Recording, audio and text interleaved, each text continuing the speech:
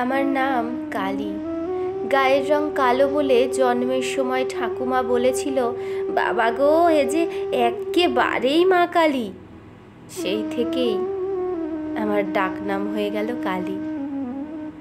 মা ভালো নাম রেখেছিল শ্যামা। আমি মাস্টার ডিগ্রি পাস, শিক্ষিত বেকার। ছোটবেলা থেকে আমাকে শেখানো হয়েছে আমায় গাঢ় রং মানায় না, গাঢ় কাজল আঁকতে নেই, জোরে জোরে হাসতে নেই, স্লিভলেস কুর্তি ব্যবহার করতে নেই। এখন আমার বয়স 23 বছর। ঠাকুমার নিদান, কালো মেয়েকে পার করার জন্য জোর কদমে সম্বন্ধ শুরু হোক। আজ আমি ভীষণ উত্তেজিত, একই সঙ্গে প্রচণ্ড রকম টেন্সড। এই প্রথম পাত্রপক্ষ দেখতে আসছে আমায়। আমি চোখ ভরে কাজল পরেছি, কপালে ছোট্ট কালো টিপ, হালকা লিপস্টিক আর আমার প্রিয় মেরুন শাড়িটা। তৈরি হয়ে ঘর থেকে বেরোতেই ঠাকুমা খেকিয়ে উঠে বললেন, দেখো, সাক্ষাৎ মা কালী। কালো গায়ের রং এমন কেউ শাড়ি পরে? অমন দুধে আলতা গায়ের রং মায়ের, মেয়ে কি করে এমন ছিঁড়ি হলো ভগবানই জানে। বৌমা, তুমি একটু এদিকে দেখো না। আমি কিছু বলতে যাওয়ার আগেই মা রান্নাঘর থেকে বেরিয়ে এসে শান্ত গলায় বুঝিয়ে বললেন, মা রে, তোর গায়ের রংটা একটু চাপা, তাই ঠাকুমা বলছেন গাঢ় রঙে আরও চাপা লাগবে।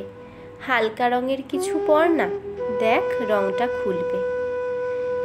আমার চোখ ফেটে জল আসতে। সত্যি বলতে আমি শাড়ি বদলাতামও না। যথাসময়ে আমার ডাক পড়ল বসার ঘরে। একে একে পরিচয় করানো হলো সকলের সঙ্গে। ছেলে, ছেলের মা, বাবা, ঠাকুমা এবং একজন জামাইবাবু এসেছেন। আমি সকলের প্রতি নমস্কার জানিয়ে উল্টো দিকের চেয়ারে বসা মাত্রই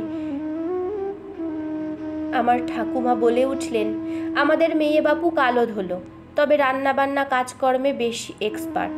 এই গায়ের রংটাই যা কালো, না হলে একটু মানিয়ে গুছিয়ে নিলে আপনারা এমন শান্তশিষ্ট মেয়ে দুটো পাবেন না। আমার লজ্জায় মাটিতে মিশে যেতে ইচ্ছে করছিল। এমন সময় ছেলের ঠাকুমা পান চিবোতে চিবোতে বাবাকে বললেন, তা পষ্টাপষ্টি বলি বাবা, আমি তো গায়ের রং চাপা শুনে ভেবেছিলুম উজ্জ্বল শ্যামবর্ণ হবে হয়তো। চোখ নাক একটু নজর ধরার মতো হলেও না হয় হতো। এ তো দেখছি গায়ের রং ময়লা, মুখশ্রীও এক্কেবারে সাদামাটা। লেখাপড়া তবু করেছে, যদি একটা চাকরি বাকরি কিছু করতো তাও না হয় আত্মীয় সম্মুখে মুখ থাকতো। কি বলো বৌমা? দেখে শুনেই ছেলের বিয়ে দেবে যখন। কথাগুলো শুনে আমার পক্ষে আর বসে থাকা সম্ভব হলো না। শটান দাঁড়িয়ে বললাম, মাফ করবেন, আমাকে আপনাদের অপছন্দ হতেই পারে। সকলে সকলকে যে পছন্দ হবে এমন কোনো কথা নেই, কিন্তু তার মাপকাঠি যদি গায়ের রং আর মুখশ্রী হয়, তাহলে সরাসরি আমি বলছি, আমাকে বাতিল করার আগেই আমি আপনাদের রিজেক্ট করছি। সারা ঘরে তখন পিন অফ সাইলেন্স। আমি বেরিয়ে আসতে যাব, তখনই ছেলের মা ব্যক্তিত্বময়ী কণ্ঠে বললেন, এই মেয়ে, দাঁড়াও।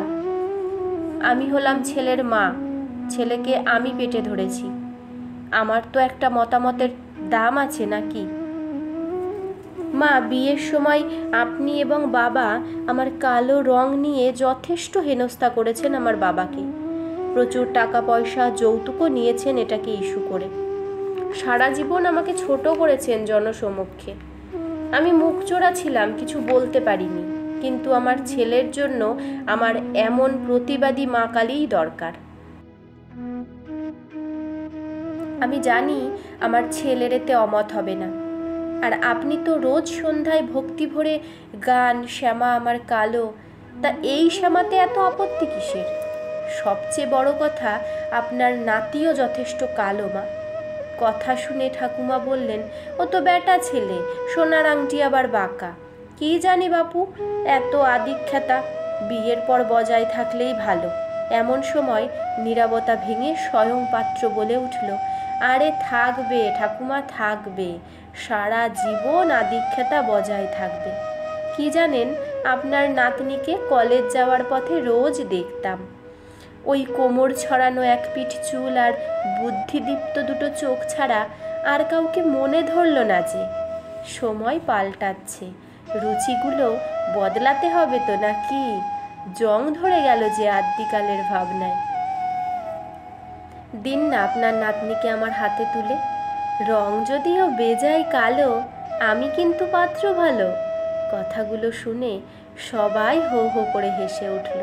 সেই হাসিতে যোগ দিলাম আমিও।